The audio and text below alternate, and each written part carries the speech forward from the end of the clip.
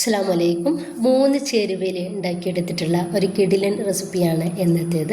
നല്ല ടേസ്റ്റിയാണ്, വളരെ സിമ്പിളാണ് ഉണ്ടാക്കിയെടുക്കാൻ വേണ്ടിയിട്ട്. അപ്പോൾ ഇതുണ്ടാക്കുന്നത് എങ്ങനെയെന്ന് കണ്ടുവെക്കുക. കണ്ടുകൊണ്ടിരിക്കുമ്പോൾ ഇഷ്ടമാണെങ്കിൽ നിങ്ങളുടെ എല്ലാ സപ്പോർട്ടും ഉണ്ടാവുക. ലൈക്ക് ചെയ്യാനും സബ്സ്ക്രൈബ് ചെയ്യാനും കമൻറ്റ് ചെയ്യാനൊന്നും മറക്കേണ്ട. ഇതിന് വേണ്ടിയിട്ട് ഞാൻ എടുത്തിട്ടുള്ളത് 1/2 കപ്പ് സാവോനരിയാണ്. ചവ്വരി സാവോനരി എന്നൊക്കെ പറയും. ഇനിയിപ്പോൾ ഞാനത് കുക്കറിലേക്ക് ഇട്ട് കൊടുത്തിട്ട് 1 കപ്പ് വെള്ളൂടി ഒഴിച്ചു കൊടുത്തിട്ട് ഒറ്റ വിസിലൊന്ന് അടുപ്പിച്ചെടുക്കുന്നുണ്ട്. ഒരു സോസ് പാനിലോട്ട് ഞാനിതാ 1 കവർ പാലാണ് ഒഴിച്ചു കൊടുക്കുന്നത്. ഇനിയിപ്പോൾ നമുക്കിത് നന്നായിട്ട് ഒന്ന് തിളപ്പിച്ചിട്ടെടുക്കണം. ഈ ഒരു പാല് നന്നായിട്ടൊന്ന് തിളച്ച് കിട്ടും വരെ ഒന്ന് റെഡിയാക്കി എടുക്കാം. ഇപ്പോൾ പാലൊക്കെ നന്നായിട്ടൊന്ന് തിളച്ച് റെഡിയായിട്ട് കിട്ടിയിട്ടുണ്ട്. ഈ ഒരു സമയത്ത് നമ്മൾ വേവാക്കി റെഡിയാക്കി വെച്ചിട്ടുള്ള ഒരു ചവ്വരി ഉണ്ടല്ലോ, അത് ഈ ഒരു സമയത്ത് പാലിലേക്ക് ഇട്ട് കൊടുക്കുക.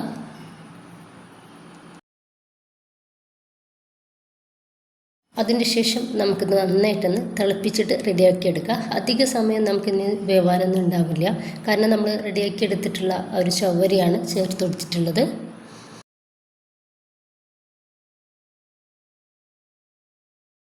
ഈ ഒരു ചവ്വരി കൂടി നമ്മൾ ചേർത്ത് കൊടുത്തതിൻ്റെ ശേഷം നമുക്കിത് നന്നായിട്ടൊന്ന് തിളച്ച് വരട്ടെ. ആ ഒരു സമയത്ത് ഇതിലോട്ട് ആവശ്യത്തിലുള്ള പഞ്ചസാര ചേർത്ത് കൊടുക്കുക. ഞാനിപ്പോൾ ഒരു 1/2 കപ്പിന് വേണ്ടി കുറവായിട്ടാണ് പഞ്ചസാര ചേർത്ത് കൊടുത്തിട്ടുള്ളത്.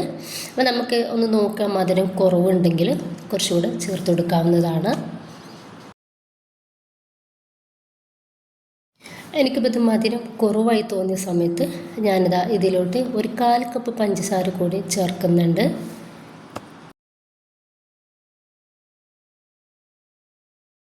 ഈ സമയത്ത് ഞാനിതിലേക്ക് ഒരു 4 ഏലക്കായ ചതച്ചാണ് എടുത്തിട്ടുള്ളത്, തോലോട് കൂടിയിട്ട് അത് ചേർത്ത് കൊടുക്കുന്നുണ്ട്. ഇപ്പോൾ കുറച്ച് മുന്തിരിയും അതുപോലെ തന്നെ കുറച്ച് ബദാമും നീളത്തിൽ കട്ടാക്കി എടുത്തതും ഇതിലേക്കൊന്ന് ചേർത്ത് കൊടുക്കുന്നുണ്ട്. നിങ്ങളുടെ കയ്യിലുള്ള ഏത് നട്ട്സും നിങ്ങൾക്ക് ഇതിലേക്ക് ചേർക്കാവുന്നതാണ്.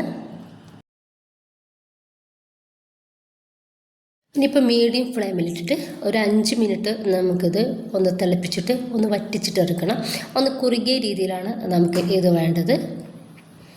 അപ്പോൾ ഇതാ ഞാനിതിലോട്ട് ലാസ്റ്റ് ചേർത്ത് കൊടുക്കുന്നത് കുറച്ച് നെയ്യാണ്. വളരെ കുറച്ച് നെയ്യ് ഒരു ചെറിയൊരു ടേസ്റ്റിന് വേണ്ടിയിട്ട് ചേർക്കുന്നുണ്ട്.